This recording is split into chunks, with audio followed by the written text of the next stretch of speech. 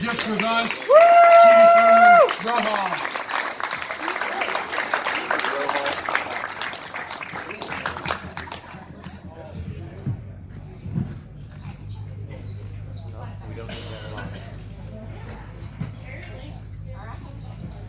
All right, Nucca, we're going to do some crowd participation to get you pumped up first, okay?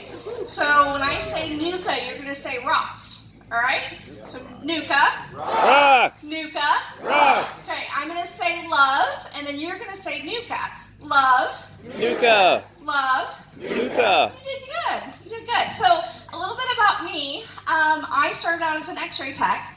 My mom and I got rear-ended in Tallahassee, Florida. I went to Dr. Dunn, and I loved it. I got better, and he said, okay, you're going to go to Palmer in Iowa. Okay, headed up there, and I had to take organic chemistry. That was my last prerequisite. And I was working in Palmer Clinic as an x-ray tech and going out to Scott Community College for organic chemistry. One of my students at Palmer is like, hey, what do you have your bachelor's in? I don't. You're going to go back and practice in Florida, right? Yeah. Well, you have to have your bachelor's or they won't let you go back and practice. So my advisor didn't tell me this. So I left for a year, got my bachelor's in radiology technology, traveled as a contract tech, came back to Palmer, and so I graduated in 2006.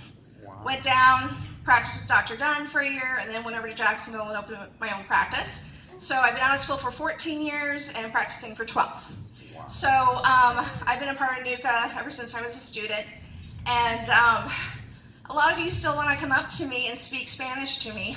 I'm not Mexican. So I understand the confusion, like I'm short and I've got dark features and I do have that minivan with airbrushed Virgin Mary on the side. So I get it. Like if I'm hungry and I'm out running around, I drive through the neighborhoods and look for a quinceañera or a family reunion and I run in there and I get some churros and chimichangas and I'm out, they don't know.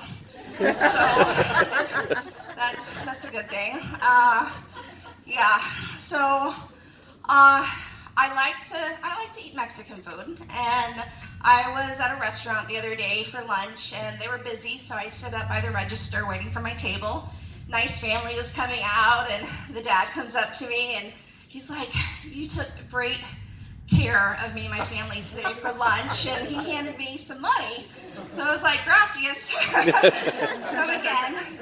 Lady comes out, same thing. She's like, you are a wonderful waitress. She gave me some money too. Come again. And so by that time I had enough money, I went to the kitchen and got my employee discount meal. And that's how I do Taco Tuesday now.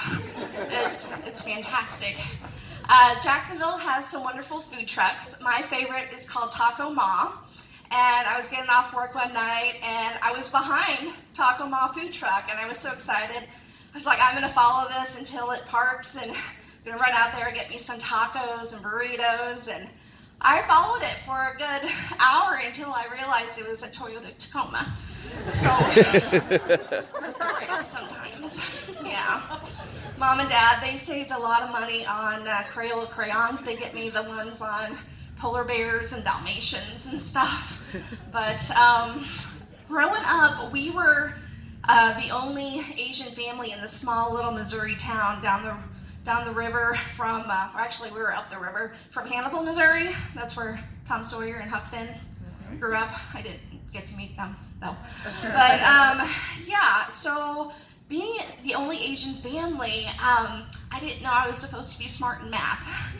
And in math class, my friends would sit around me and they would copy off my test and they would get really mad when we all failed. And I don't know why they were so surprised because we were all in remedial math class together. So yeah, and these kids thought I could read Chinese characters. They found this Chinese newspaper and they came up to me and wanted me to read it. I don't know Chinese, and I just make up shit. So if the Q boys came up to me, it usually sounded like this. Oh, this is your horoscope. It say you grow up to be strong, handsome businessman, very successful. you marry half Asian, and you feed her tacos. So now, if it was a boy I didn't like, it sounded like this. Oh, so sorry, you grew up to be a loser. Oh, so sad. And then we've all had that cheerleader that's really annoying.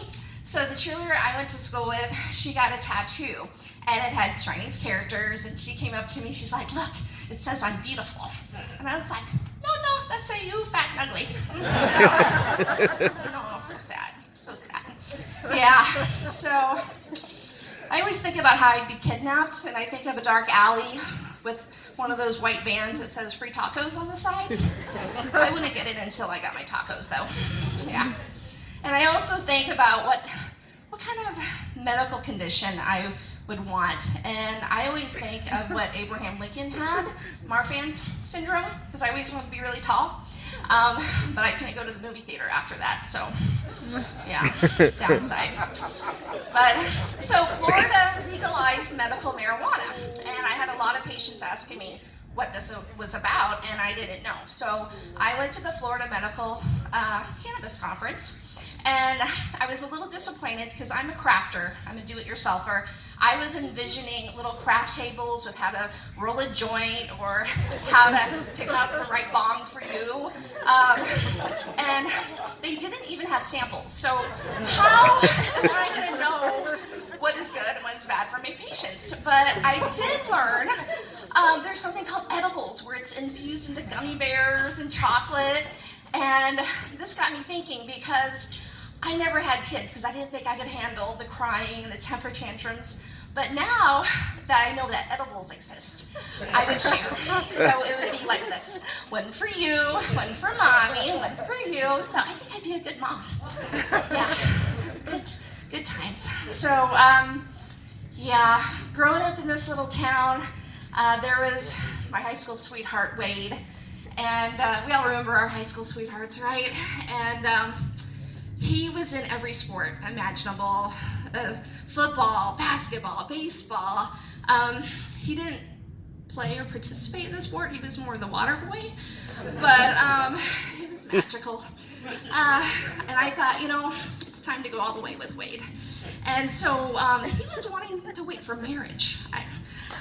So I went to my dad, got some advice, and he had the cutest nickname for me. I remember like it was yesterday. He was like, look, dumbass, tell him that you're Asian because every guy's looking for the Asian experience. So I was still confused by this. So I took him out to PF Chang's, and then we went back to our house, and I watched some Bruce Lee flicks with him, and nothing. So a couple years ago, we reconnected on Facebook, and Wade is divorced now with 2 kids, and he was talking about bringing him down to Florida to meet me, hang out at the beach and stuff, and I was like, whoa. And I was very upfront with him. And I was like, are those my kids? And he sent me pictures of these beautiful children, blonde hair, blue eyes. And I was like, so you're saying there's a chance that that's my kid? So we're waiting for the maternity test. But yeah. So I married an engineer. And James is wonderful, and he has this very annoying habit. He hates shopping. And I call it sheepdogging, where he's like stuck to my back, and I was just like, I need space. So it's not very nice, but I'll point out like cracks in the walls or the floors, and I'm like, oh, check out, make sure it's structurally sound. And so he scurries off, and then he does the sexiest thing. Like the Asian in me thinks this is so hot. He whips out his graphing calculator, and oh my gosh. Like he usually gets our home when we were getting frisky. I'm like, baby, let's go get that abacus and work on our tax returns. Oh, gosh. So anyway, back to the shopping. Yeah, I don't call it hide and go seek. I call it engineer foreplay. It got me in trouble once because he was heading out the door with another Asian. I'm like, babe, where are you going? I'm here. And the little Asian lady started yelling at me. She's like, you too late, he mine. And so I paid her the $4 because $4 no holla. No. And so James, oh my gosh, he's like, you guys all look alike, I'm sorry. So, oh gosh. Oh. To save our marriage, we do not go to Chinatown or heavily populated Asian countries now. But I did go to Japan last year, and those people are wonderful. So nice, very, very clean streets. But I was starting to feel a little homesick for America, and I did something I'm not very proud of. I littered. But they picked up the trash after me and was like, "You dropped this." So I did the most American thing I could think of. I punched them and I took their wallet. So I'm kidding. I just took their wallet. But yeah. So over there, I have found, I think, the answer to world peace. Every toilet over there has a bidet, and if you're not familiar with it, it's a little water that sprays out and hits your hoo-ha or poo-pah. And I haven't found one with a dryer, but it's incredible. Like, get home, get those garden hoses out, try it out, get that little kitchen sprayer. It'll change your life. I'm telling you. Oh goodness, what else can I tell you about my life? Gosh, so many things, guys. But when you leave these conferences, your friends, your family are like, "What'd you learn this weekend?" And I want to leave you with this. Ella, you're gonna have to cover your ears on this one for just a second. Just a second. Why is it that guys are smarter after sex? It's because they were plugged into a genius. Okay, Ella, you're good. So I don't know how much longer I'm gonna be here in the States because I'm afraid I'm gonna accidentally get deported to Mexico. So send money. So in closing, I am actually selling my practice in Florida. I'm in Jacksonville, Florida, and I'm selling my practice. It's 12 years old. I don't want to deal with the teenage years. My husband and I decided to go on a midlife crisis together and move to Colorado. So I'm looking for a hot, funny, intelligent, and kind human being to take over. If you buy now, I'll throw in the Amelia Island Satellite Clinic. So anyway, I love being a part of Nucca, and have a great evening.